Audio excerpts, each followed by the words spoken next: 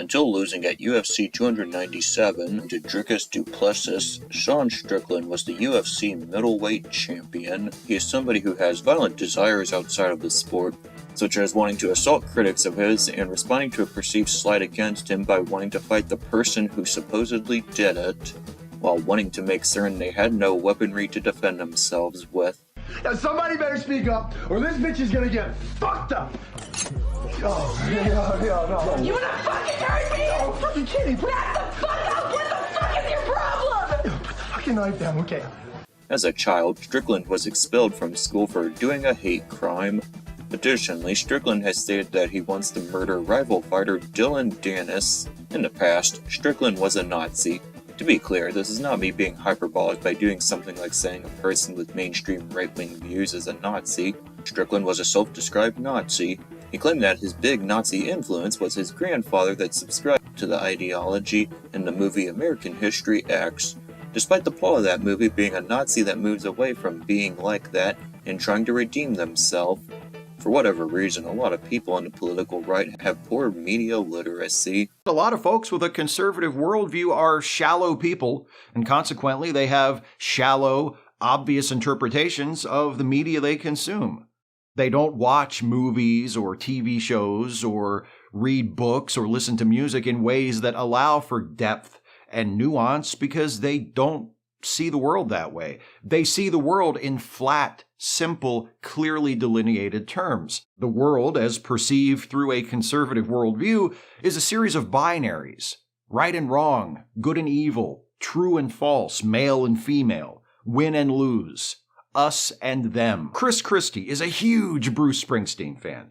Ted Cruz is a fan of Star Trek and The Simpsons. Paul Ryan loves Rage Against the Machine. How does that Okay, I just need to pause there for a minute because right-wing Rage Against the Machine fans baffle me even more than right-wing Trekkies. The lyrics of the lead single from Rage Against the Machine's debut album say, "Some of those that work forces are the same that burn crosses." What forces does Paul Ryan think they're talking about? The fucking G.I. Joe Ninja Force? Strickland says that he is no longer a Nazi, but that seems to be, at best, questionable. Not surprisingly, considering his previous support for fascism, Strickland views art with disdain. This is a common view amongst fascists, likely because they do not understand art that is not explicit in what it represents and/or a belief that it was created by groups that they consider to be their enemy.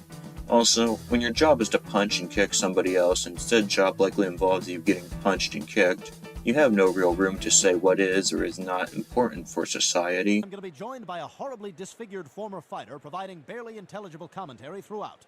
Any thoughts on the fight, Floyd? I think that they are going to be fighting. Deirdre's last fight, in the contrast to the later one, is going to be better than usually. And how do you think that helps her chances tonight? Well, the match lasted about up until the particular inaccuracy, particular unusually, that should be the ultimate determining factor in about the 12-round experience, heart of a champion margarine hat.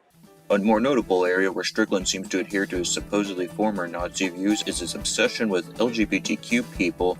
As you may have guessed, Strickland's obsession towards them is hatred. In September 2021, he came out against Elena McLaughlin, a transgender woman competing in fights. Later that year, in December, Strickland stated that he would hate his son if he was gay, due to Strickland's view that that would be, quote, weakness, end quote. After Bud Light was announced as UFC's official beer in October 2023, he used this moment to attack Dylan Mulvaney, a transgender influencer that did a promotion for Bud Light, followed by a massive right-wing outrage, and that Strickland's views on transgender people went beyond just hating their existence, to the point that Strickland felt that he could not post his view without his Instagram account being banned. Considering Strickland's previously stated murderous desire, his unstated view on transgender people may be support for a genocide.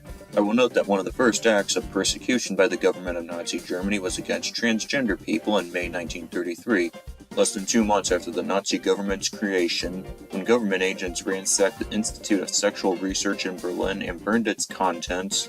In December 2023, he mocked queer people for getting the monkeypox disease, which disproportionately affected them. In all likelihood, Strickland would celebrate this fact. In January 2024, Strickland went on a rant that brought him to my attention. This came at a press conference for UFC 297 in Toronto, Ontario, Canada. There, MMAfighting.com writer Alexander K. Lee got a chance to ask Strickland questions.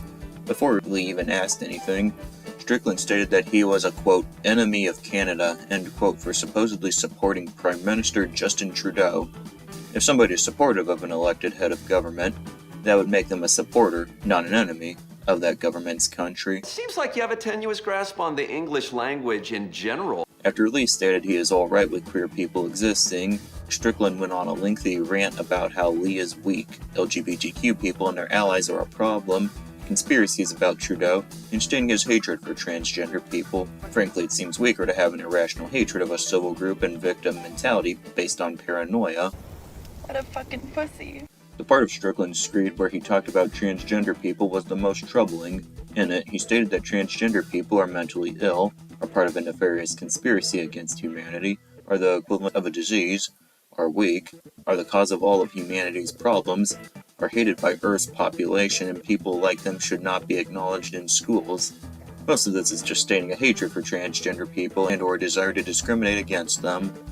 However, saying that a civil group is doing a conspiracy against humanity, are subhuman, and are the cause of society's problems was the same rhetoric the Nazi Party used against the Jewish population of the Weimar Republic. The government of Germany between the collapse of the German Empire and the creation of Nazi Germany.